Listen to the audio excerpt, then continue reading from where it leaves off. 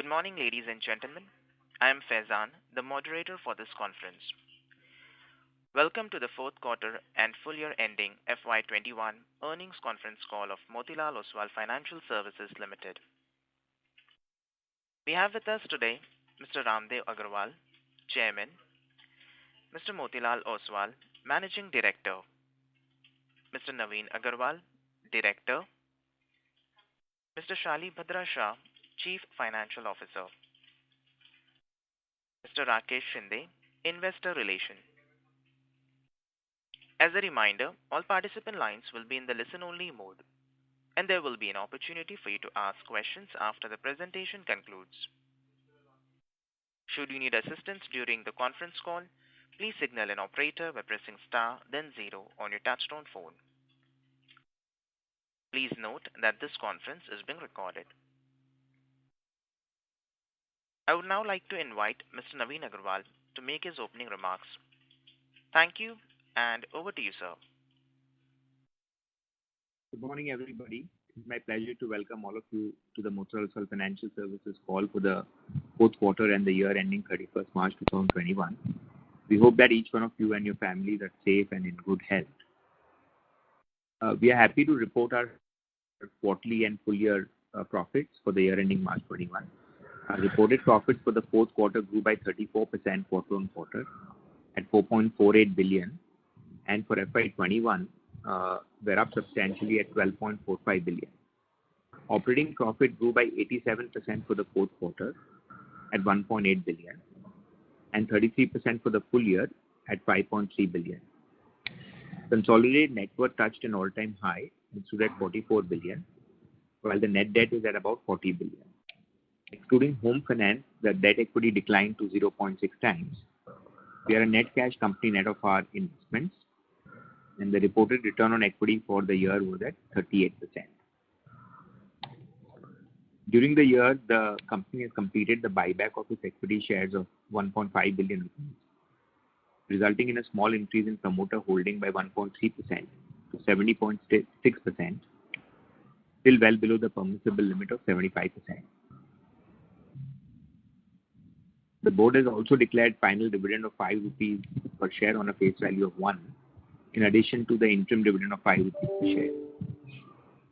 I'll now run you through individual businesses. Despite constant chatter of the rise of discount brokerages, our broking business reported highest ever revenues, continued to gain market share, and saw highest ever quarterly as well as annual client additions. Market share improved by 30 basis points to 2.7% for the year. We added 225,000 new clients in the fourth quarter, which is up by 81%. We added 620,000 clients for the year as a whole, which is up 150%. The National Stock Exchange active clients of Motilal Oswal registered a 50% growth to 564,000 clients. Distribution is an area of focus for the retail broking business, and the distribution AUM was at 128 billion rupees, up by 42% year on year. As we speak, 13% of the 2 million broking client base have been cross-sold a single product. We expect the AUM and the fee income for this business to continue to rise as we increase the proportion of customers to whom we have cross-sold and increase the number of products that are cross-sold. In the institutional broking business, the team was ranked number 1 best local brokerage house in Asia Money Poll 2020. Also adjudged as the best research team, best sales team, best sales trading team, and the best corporate access team. We've seen improvement in our domestic client ranking and enjoy top 3 ranks with most of the institutional clients. Turning to the asset and wealth businesses, the asset management business AUM was at 457 billion, up by 54% year on year. Profits for the quarter were at 691 million, up by 94% year on year. For the year as a whole, the AMC profits were at 1.6 billion rupees and were flat on a year on year basis, impacted by lower average AUM due to correction in March 2020 also due to cut in the TER in mutual funds. However, mutual fund yields have improved during the quarter, resulting in overall yield improvement. Private equity business has committed AUM of 66 billion across 3 growth funds and 4 real estate funds. We've launched IREF 5 with a target size of 8 billion rupees. Wealth management business AUM stood at 253 billion, up by 62% year-on-year. Revenues for the business grew by 45% year-on-year during the quarter and 26% for the year as a whole, led by strong net sales of 27 billion for the year as a whole. Our trail revenues continue to predominantly cover our fixed costs for this business. Turning to the home finance business, the business reported a profit of 184 million for the fourth quarter and 398 million for the full year.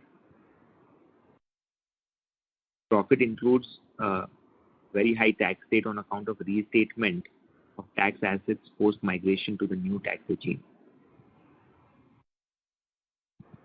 Yield on advances remained flat at 14.2% in the fourth quarter.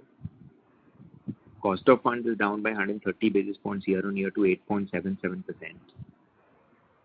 Spreads have expanded by 123 basis points year-on-year to 5.4%.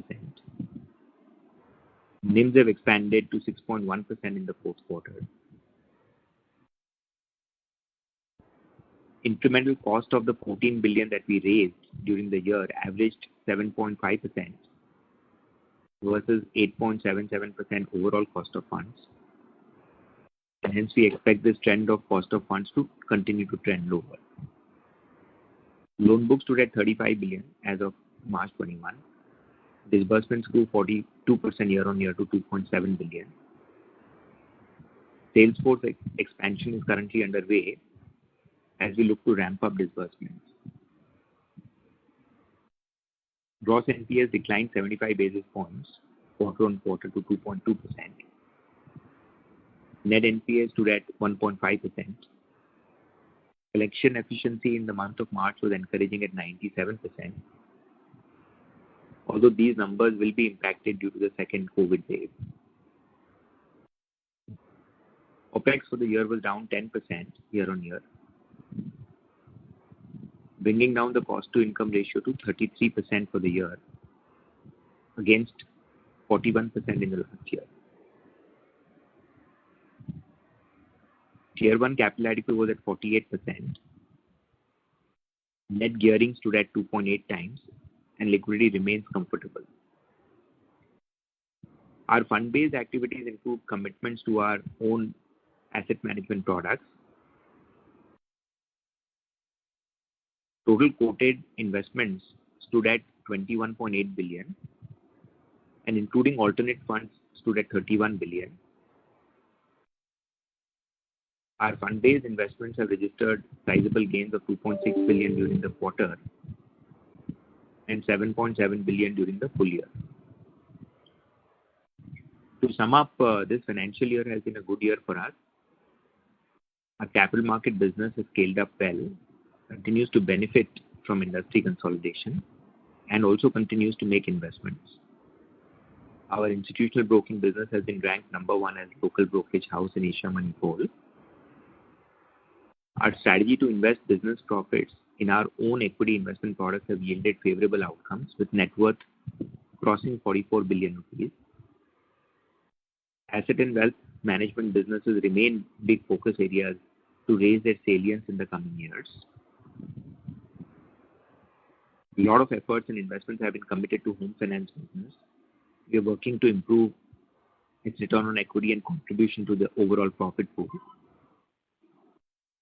Judiciously deploying the capital accumulated through gains on investments remains an opportunity. We are now open to question and answer. Thank you. Thank you very much. We will now begin the question and answer session. Anyone who wishes to ask a question may press star and 1 on their touchtone telephone. If you wish to remove yourself from the question queue, you may press star and 2. Participants are requested to use handsets while asking a question.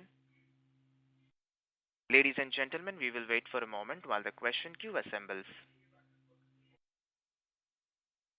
Reminder to the participants, anyone who wishes to ask a question may press star and one at this time.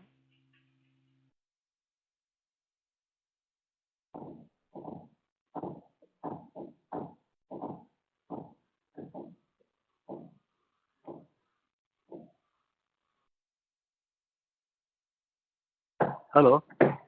The first question is from the line of Prakash Kapadia from Anived Portfolio Managers. Please go ahead. Thanks for taking my question. Congrats on the good set of numbers. I had a couple of questions on the asset management business. If I look at the PMS AUM, it is around 150 billion, around 15,000 crores.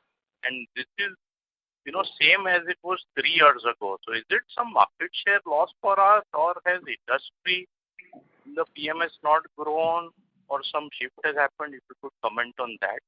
And secondly, on the AMC side, what is the percentage of passive funds to total mutual fund AUM as on FY21 versus FY20?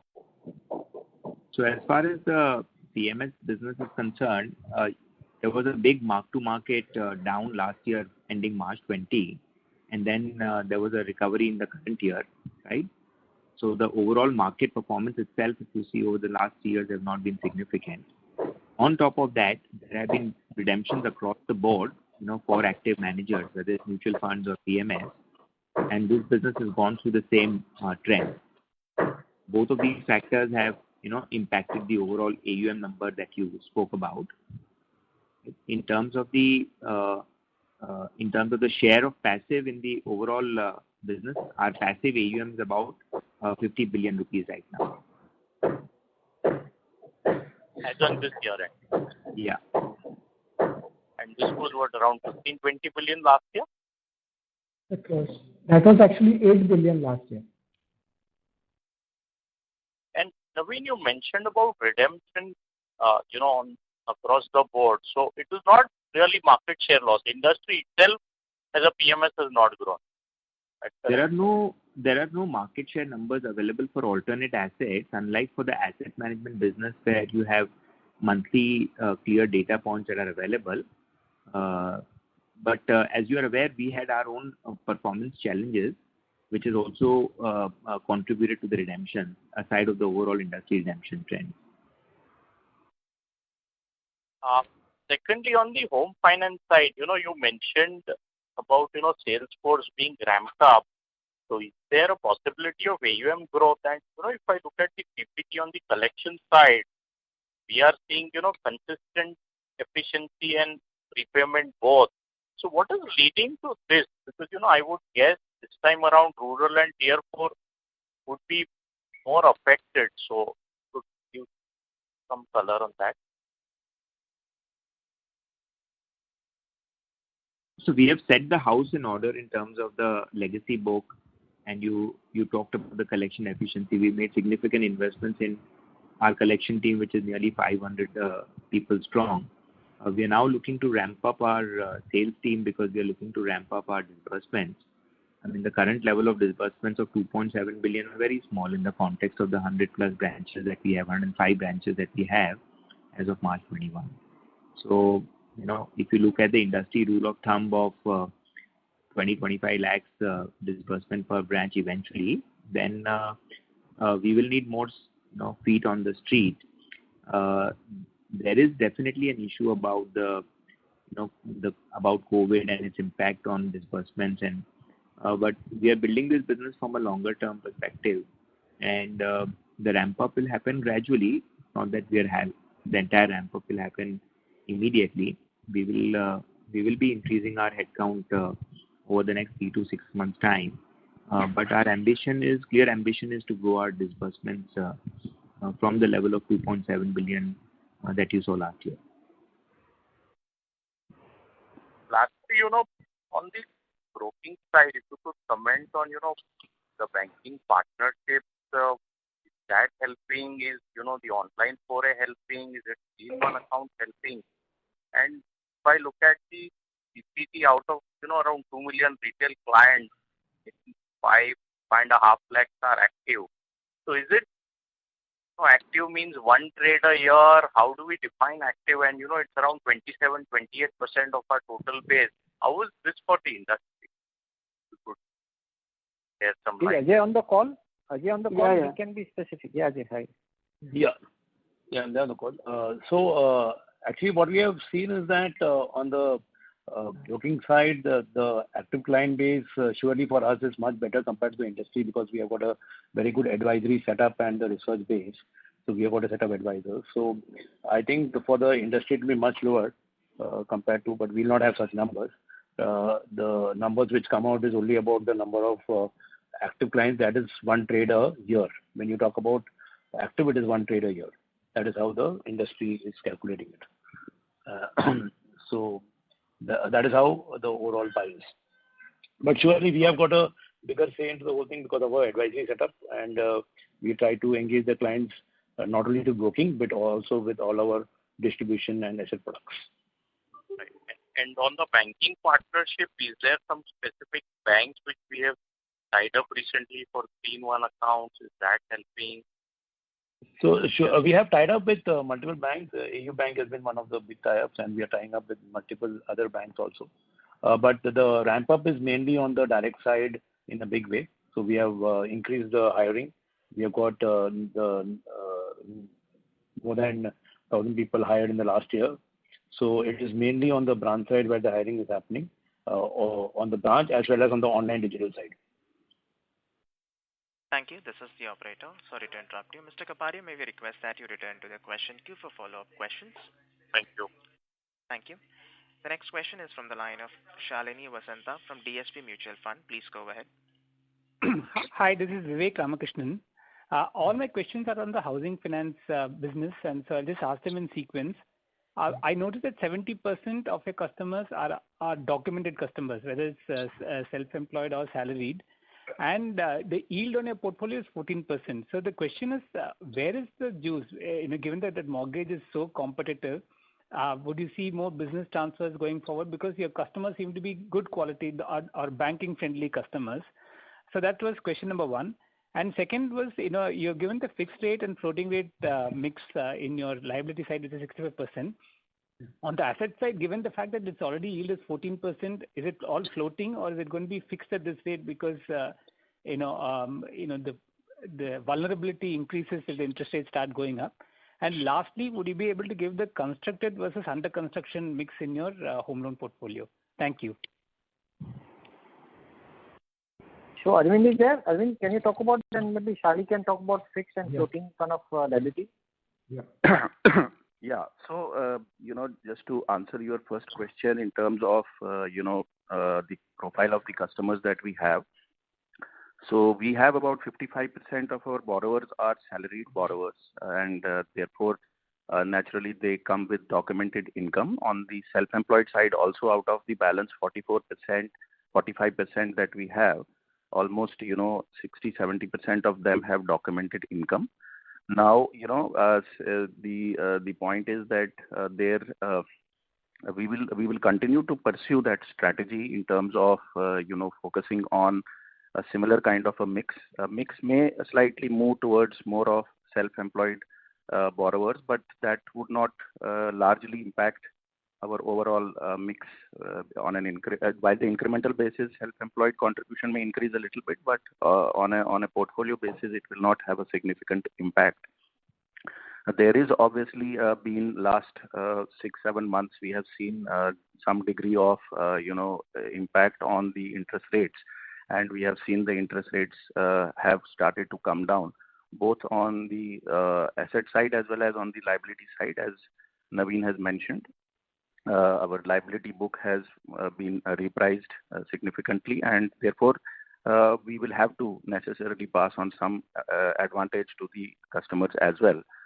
So while the margins will remain intact and NIMs will increase because of the increase in the disbursal that we expect if COVID challenges permit us but at the same time, the yield on the portfolio is expected to slightly reduced because of the impact of the competitive forces and benign interest rates in the market. Yeah, coming to the liability side, what you said, so 2/3 is fixed floating and 1/3 is fixed.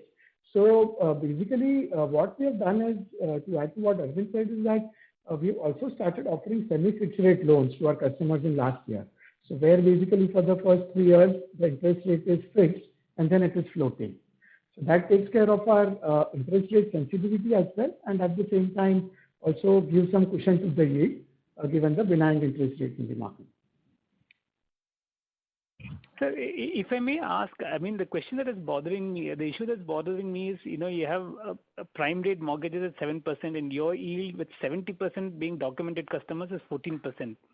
It seems too wide. Where is the juice? I mean, what is the secret sauce for those customers? And won't they go to another person who's offering, let's say, a 10% yield on mortgages? That's the question I had.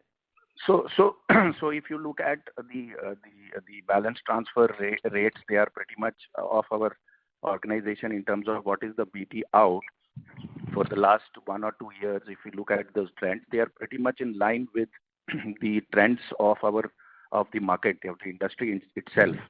So about 0.2, 0.3% per month, is the BT out rate, and we also do fair degree of BT in accordingly. So balance transfer anyways is a part and parcel of the mortgages business. It is irrespective of the segments in which you operate. And second point is that, as far as documented income is concerned, it does not necessarily mean that, just because a customer has a documented income, so, the target market segment within the documented income also for different banks is different. The opportunity of the market is huge in terms of the kind of customers that we target. We look at more of low income group, economically weaker section, even though they have documented income. Ticket sizes are very different in nature because we are at around 7 to 8 lakh ticket sizes. So when we look at the universal housing finance companies, their target market customer in terms of ticket size and in terms of even the documented income is fairly different in nature. So they look at a very different profile of documented income customers. So while the balance transfer is a reality in housing finance business, but that is a part and parcel of your business plan, and you take it into cognizance when you are kind of making your business plan. So about 0.2, 0.3% of balance transfer out is a reality, and it will always continue to happen.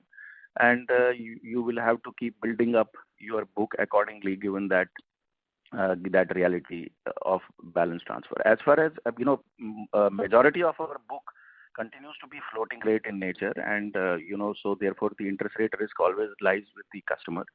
And as I said, that our customers are basically low income group customers and economically weaker customers, and will continue to pursue that strategy of underwriting these customers. Even though they have documented income, it is not that cases are approved without personal discussion and without meeting the customers.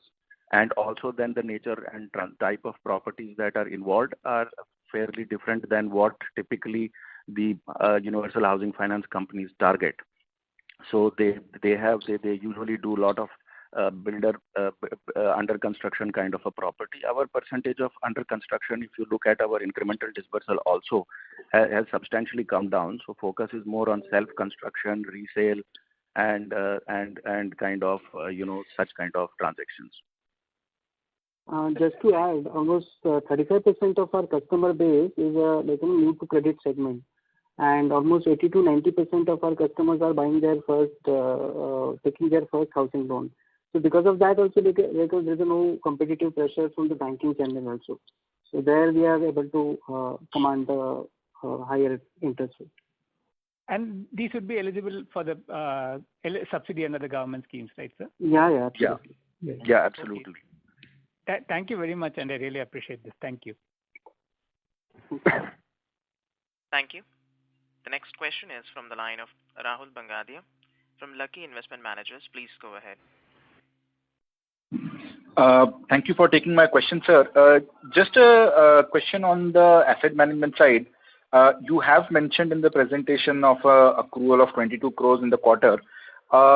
how do you look at it from a steady state point of view? Is that 41, 42 basis points of PAT range is the thing that we should look at, or there is something on the mix that will change, or is there something that will help this creep up every year? The presence of passive in denominator you should get steady state. Sorry to interrupt you, sir. The audio is breaking from your line. Am I audible now? No, sir. It's still breaking. Okay. This is the best I can do, I think. And now it is a little bit better. Okay. So basically, if you fix the passive, AUM from the denominator, then the rest of the business dynamics remain quite steady state. Also, the performance fee varies from year to year. So this year, obviously, last year, for instance, there was no performance fees because markets collapsed in the March quarter, and this year there was a performance fees because of the strong performance of the markets for the year as a whole, right? So, X the performance fees and removing the passive business from the denominator, you should be able to get a steady state. Now, as and when you see the AUMs, growing as flows start coming in, the OPEX obviously will have a meaningful leverage, like you've seen for most of the other bigger AMCs. So, if you compare our OPEX to assets ratio, will be on the higher side given the smaller scale, compared to the bigger AMCs. Right. Okay. Thank you very much for answering that. Thank you. Thank you. The next question is from the line of Nishit Shah from Equitas Investments. Please go ahead. Good morning, sir, and congratulations on good set of numbers. Sir, I wanted to understand that margins in the broking segment this time were lower. So any particular reason for this? So actually, margins in this quarter, if you are specifically referring to, and basically because quarter 4 also includes the impact of the variable pay, which is actually catching up over the course of the whole financial year based on the targets. So that is one of the reasons where you will see this.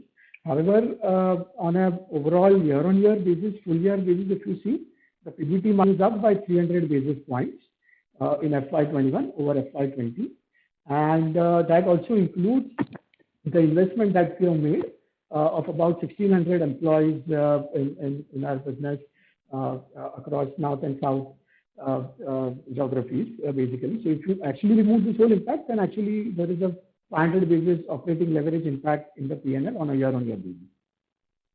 Okay. Then, sir, I want to come on investment banking side of the business. So over there, how do we see the pipeline and what is our outlook?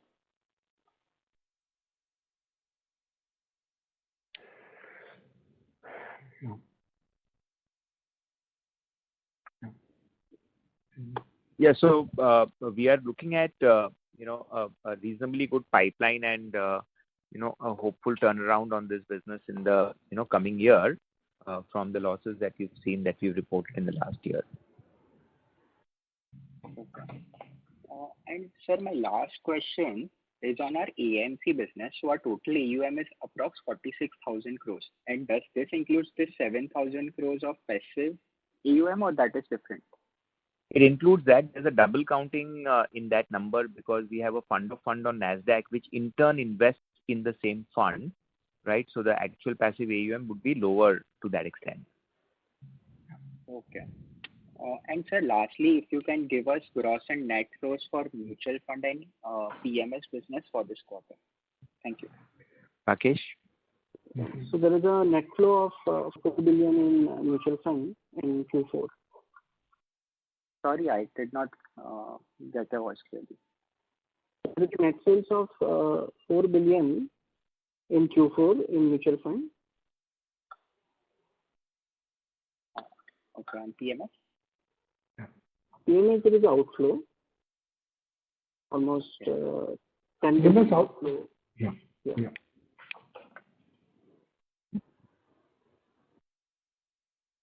How you much? want 10 billion.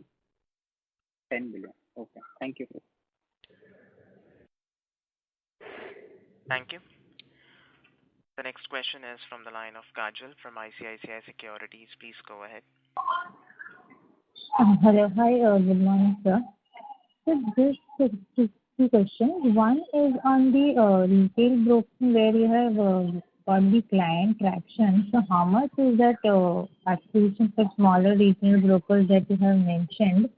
So how much of traction will be because of that, and how much it has further also added on the volume side?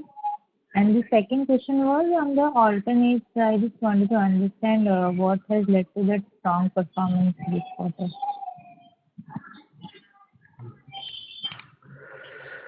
Almost last one and a half year, we acquired almost 15 small brokers.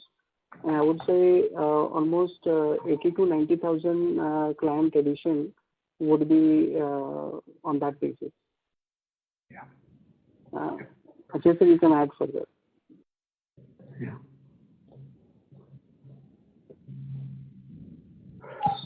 What is your next question, Kajal? Yeah. So on the alternate segment, how it has done well. So what are the factors there? Yeah. So as stated earlier, so actually on the alternate side in the quarter 4, there was a performance fee impact which has come of 22 crore rupees at the overall net revenue level. And that is one of the reasons which is there. Plus, added to that, average AUMs have been going up as well. So average AUM is up about 4%, and there is also a performance fee impact which we charge on an annual basis, which is embedded in there. So just one thing I wanted to ask, so whatever client addition that we are seeing now, so how much conversion rate that you are seeing into active generally? So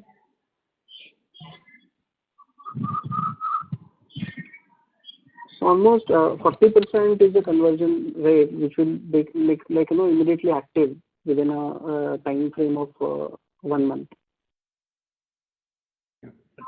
Yeah. Oh, okay. Thank you, sir. Thank you. Reminder to the participants, anyone who wishes to ask a question may press star and 1. The next question is from the line of Nagendra Moria from Growth Capital. Please go ahead. Hello. Yeah. Hello. Am I audible, sir? Yes, go ahead. Yeah, so thank you for the opportunity. Sir, just got a little question about your strategy of investing your profit in your own fund.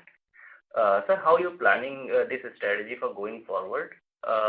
Is there any plan other than that, this strategy of investing your fund in own funds?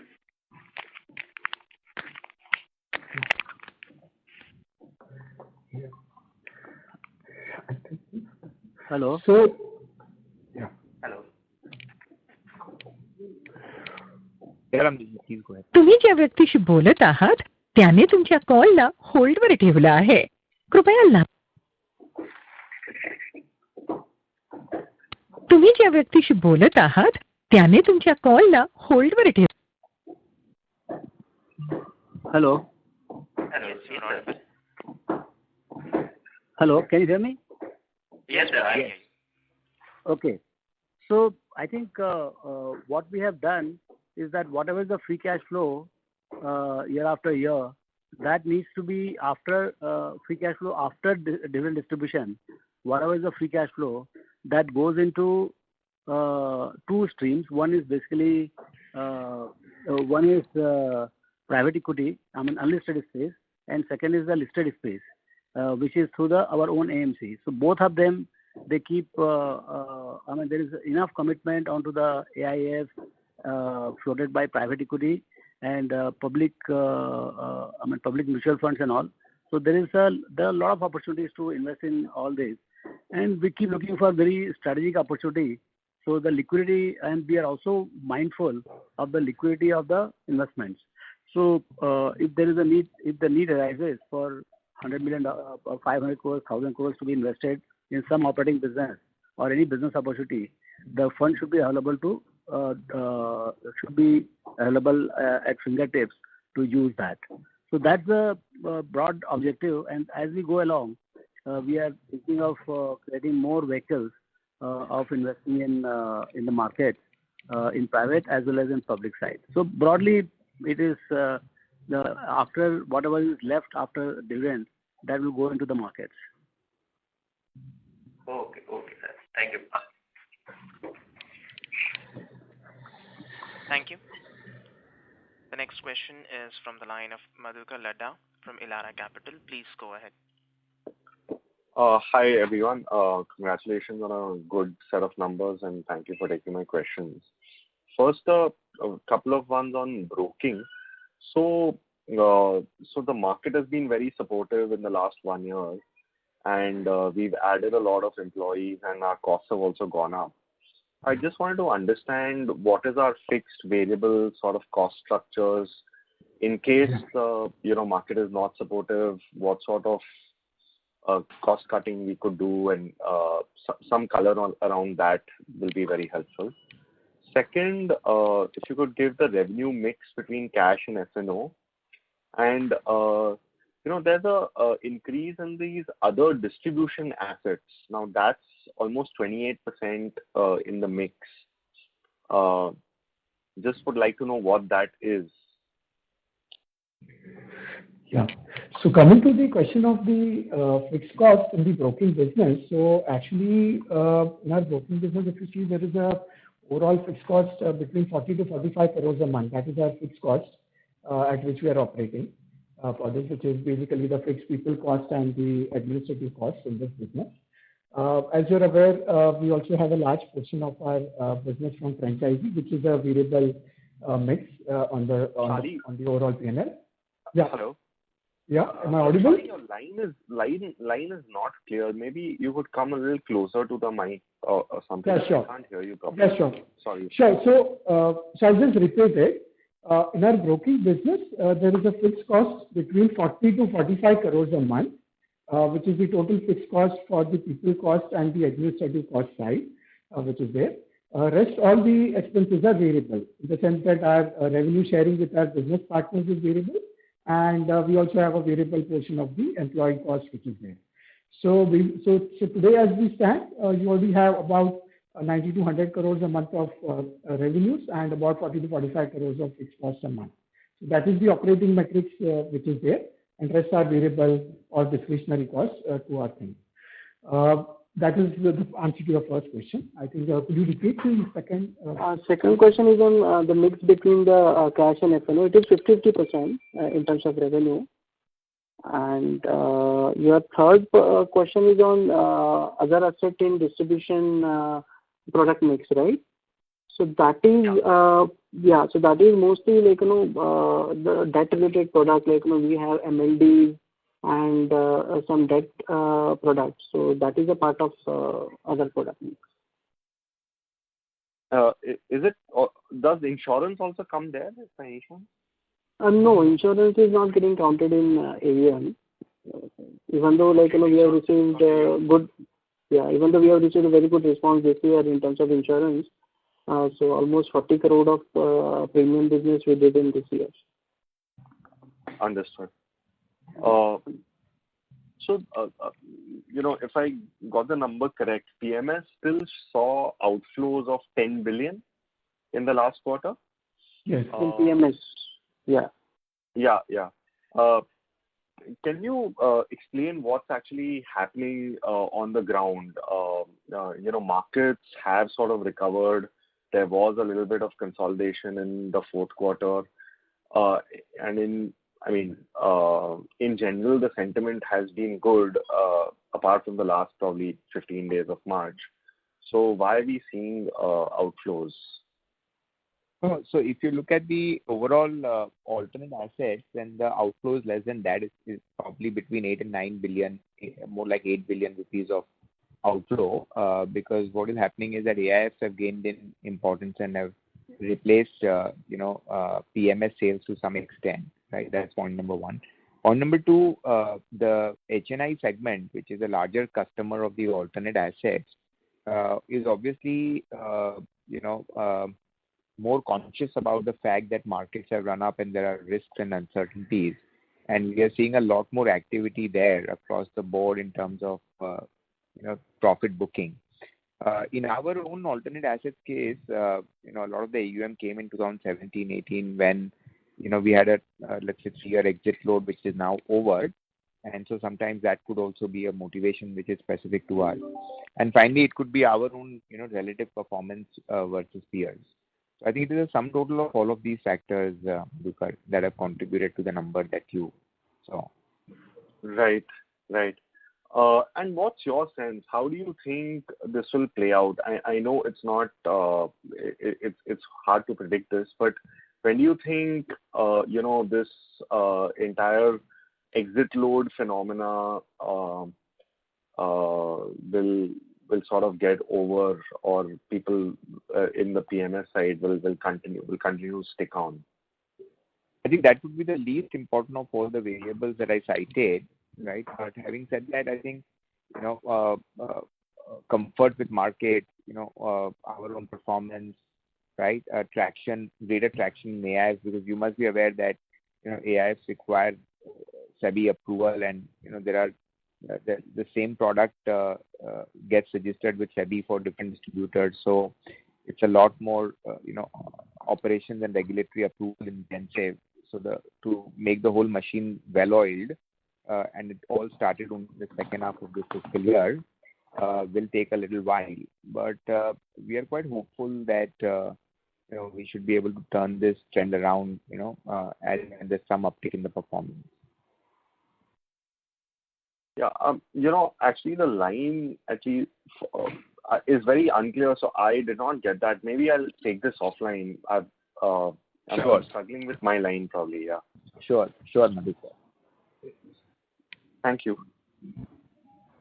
Thank you. Reminder to the participants, anyone who wishes to ask a question may press star and 1. The next question is from the line of Rajakumar V. Individual investor, please go ahead. Yeah, good afternoon. Thanks for the opportunity. So my question is on the brokerage revenue. Congrats for the superb growth that you've shown. I just want to know, given the margin requirements are going to become more stringent go forward. So how do you see your brokerage revenue in the next 2 to 3 years? Will you be able to see a double-digit growth, or you're going to see some pressures here? So I'll take this, Shali. Yeah. See, last year has been a very good year, as you know, and this new regulations on the margin came in from October, and then December. The first two things, there was no impact because the market momentum was on side. The March came the next impact, where we have seen some fall because of the margin requirement. We have got 2 more slides in June and September. Surely there will be impact on the F&O, because that was where the option side, where there was a huge turnover happening based on the intraday margins, where the peak margins are coming into picture. But I see that going forward, the cash market will improve, the volumes will improve there. And we as a business is committed to this business from a long-term perspective, and the net additions of new clients, the way the whole penetration is still very low compared to what we can see. So we see that the growth can be there, but natural, the markets will have to be in our favor. If the markets are trending and it's in our side, so surely we should see growth. But looking at the last year's huge growth, we can see some amount of maintenance going forward for this year and the next year. But potentially the growth side is very much there. These are all norms. We have seen a lot of SEBI regulations which come into picture. These are short-term triggers, but in the long term, these are all good for the industry, and surely the quality of the volumes will improve going forward. That's what my take. Oh. So you will be, my question is, will you be able to, demonstrate a double-digit growth in brokerage revenue in the medium term? We are focusing that, surely. Surely you know that the volatility in the market can surely look at it different. But if the markets are performing, I don't see any reason why we cannot show double digit. Okay. So just one more question on the dividend part. I know you're showing the superb EPS for the last 2 quarters. So would it be a bit, I was just thinking, it would be nice if you also increase your dividend yield. At least, if your stock, if you give like, between 2.5% to 3% yield on your average market price, that would be good for a long-term investor, to stay invested. That's not how we look at it.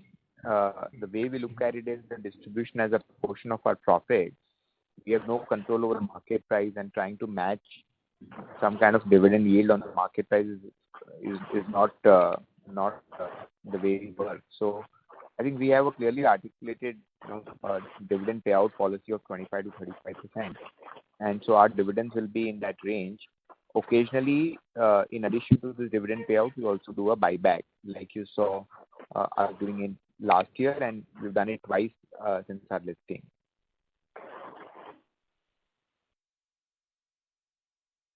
Okay. Thank you. Thank you. Reminder to the participants, anyone who wishes to ask a question may press star and 1.